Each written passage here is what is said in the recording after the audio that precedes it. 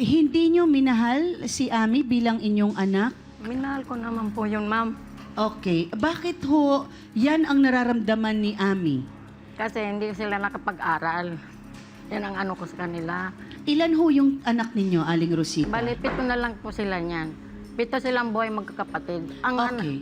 Lahat ba hindi nakapag-aral? nakakapag-aral naman yung bunso nila.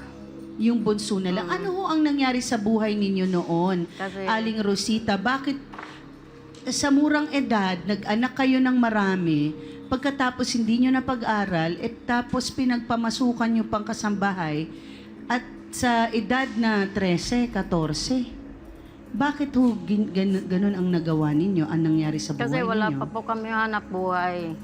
Nung nagkaroon na kami ng hanap mo, nagtanam kami ng mga gulay. Nung magkaroon na kami ng mga tanim na gulay, kinuha na namin sila.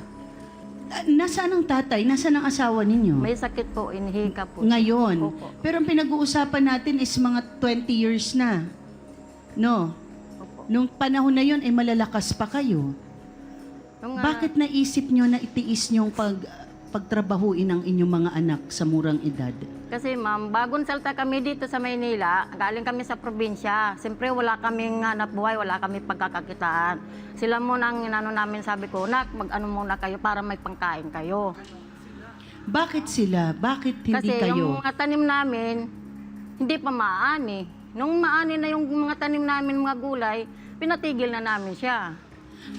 At Aling Rosita, eto hindi sa dinidiin namin kayo. Kailangan lang natin maintindihan ang mga kwento kung saan nanggagaling yung mga ganitong problema. No? Dahil na napag-alaman namin na yung mga anak ni Ami ay pinapakialaman din ninyo kung paano niya palakin. Anong ibig sabihin pagpapakialam, Ami?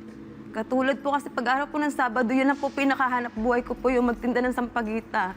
Tapos yung anak kong panganay, 17 years old kasi madaling araw na umuuwi sa bahay. Eh ako hindi ko naman maasikaso yung kasi hindi ko hinahanap yung anak ko na panganay kasi may mga sumunod pa po sa mga kapatid niya po. Kaya yun na lang pong inaano ko kasi di ba po mamatay lang ng asawa ko pa po ngayong September.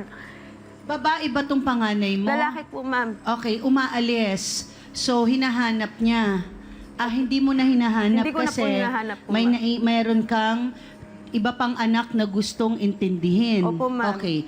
So, ano ang pakikialam ni Aling Rosita doon? Anong sinasabi mong nakikialam siya sa mga anak mo?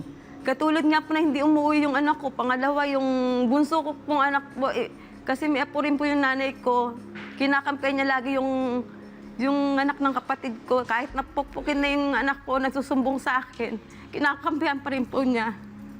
Ano ibig sabihin ninyo, Aling Rosita? Bakit pinapakialaman ninyo yung panganay na anak? Kasi ma'am, ayaw ko yung mapariwara siya.